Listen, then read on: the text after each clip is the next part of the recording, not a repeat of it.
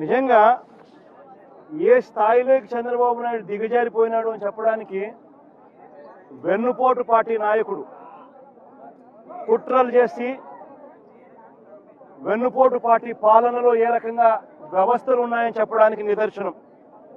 ఇది చేసి ఎమ్మెల్యే మీద ఎస్సీ ఎస్టీ కేసు, ఇది రెండో కేసు. ఎమ్మెల్యే మీద పెట్టిన ఇది రెండో కేసు, రెండో అక్రమ కేసు.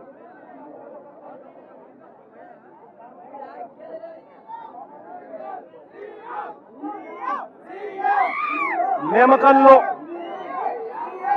ఇంకా నేమకల్లో అదే గ్రామంలో ఎమ్మెల్యే మీద పెట్టిన మూడో కేసు ఏమిటో తెలుసా?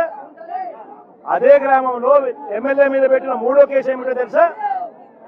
ఎమ్మెల్యే కారును ధ్వంసం చేశారంట. కారును ధ్వంసం చేశారంటూ మూడో కేసు పెట్టారు. మీరే దాడి చేస్తారు, మీరే చెయ్యరగొడతారు, ఎమ్మెల్యే తమ్ముడు చెయ్యరగొడతారు. దారిలో పోతా ఉన్న ఎమ్మెల్యే మీద మీరే దాడి చేస్తారు, ఎమ్మెల్యే తమ్ముడు చెయ్యిని మీరే విరగొడతారు. మళ్ళీ ఎమ్మెల్యే మీద ఎస్సీ ఎస్టీ కేసు పెడతారు. భార్య బట్టను సైతం చింపిపిచ్చి మొగుళ్లతో భర్తలతో. మళ్ళీ అంతటితో కూడా సంతృప్తి చెందుకోకుండా కారును ధ్వంసం చేశారు. ఎమ్మెల్యే కారును ధ్వంసం చేశాడంటూ, వాళ్ళ కారుని ఎమ్మెల్యే ధ్వంసం చేశాడంటూ మళ్ళీ ఎమ్మెల్యే మీద మూడో కేసు. నేను అడుగుతా ఉన్నా, ఇలాంటి అక్రమ కేసులు ఈ మాదిరిగా ప్రజాస్వామ్యంలో పెడతా పోతే ప్రజాస్వామ్యం బతుకుతుందా అనేది ఆలోచన చేయమని చెప్పి ప్రతి ఒక్కరితో కూడా నేను అడుగుతా ఉన్నా. ఇది జరిగిన తర్వాత ఇంకా ఆశ్చర్యం ఏమిటో తెలుసా?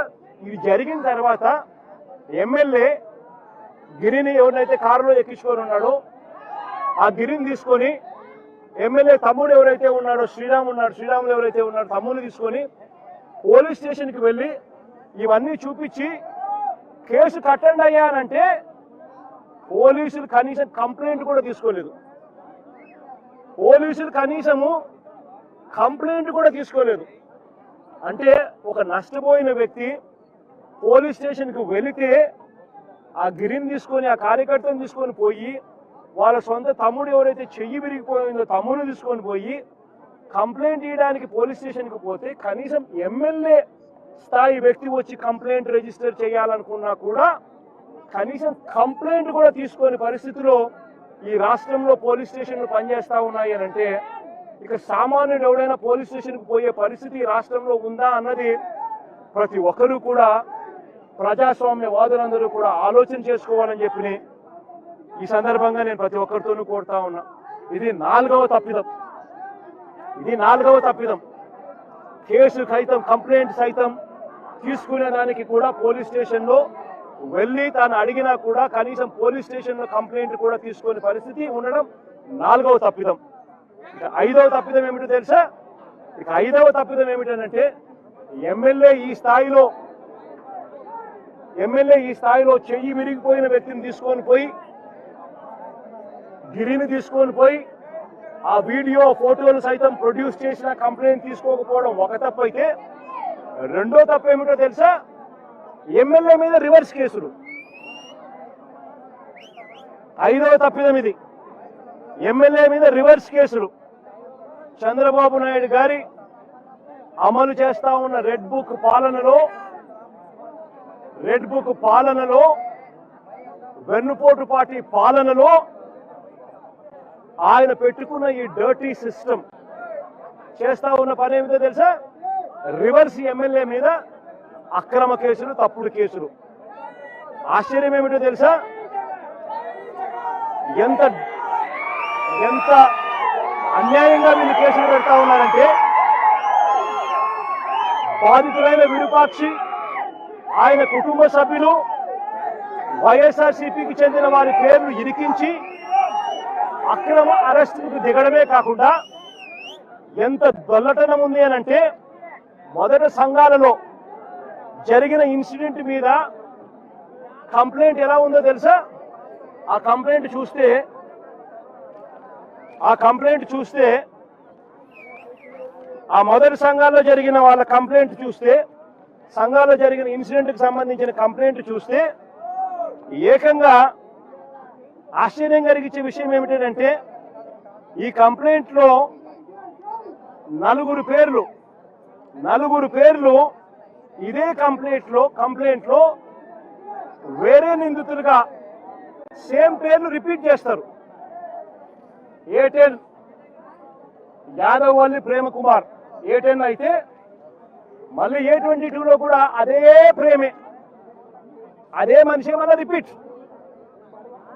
A17 మాల గాడిలింగ A17 అయితే A25లో కూడా మళ్ళీ అదే గాడిలింగ మళ్ళా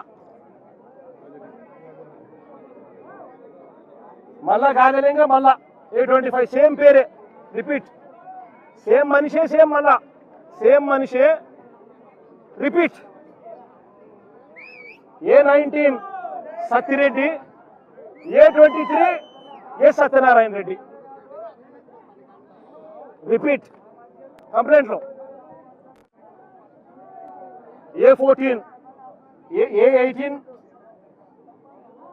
కూర్వ Linganna, A20 Lingappa, A24 GBT Linganna same repeat.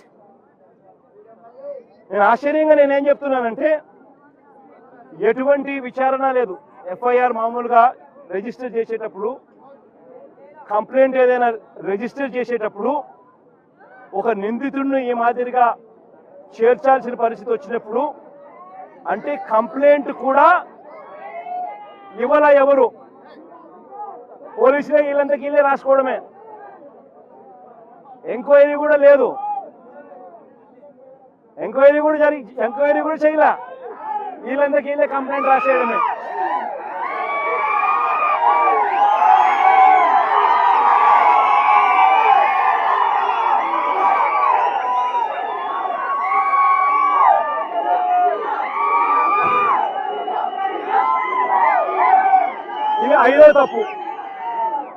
ఇది ఐదవ తప్పు అయితే ఆరవ తప్పు ఏమిటో తెలుసా?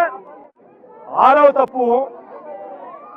తప్పు ఏమిటంటే ఎమ్మెల్యే ఇంటి మీదకి ఎమ్మెల్యే కంప్లైంట్ తీసుకోకపోగా ఎమ్మెల్యే మన ఇంటికి వెళ్ళి తన ఇంట్లో తాను పడుకొని ఉంటే రాత్రి 2:45 వందల మంది పోలీసులను తీసుకొని పోయి ఎమ్మెల్యే డోర్లను పగలగొట్టి CCTV ఫుటేజీలన్నీ కూడా ఎమ్మెల్యే ఇంట్లో ఉండేటన్ని వీళ్ళే దొంగతనం చేసి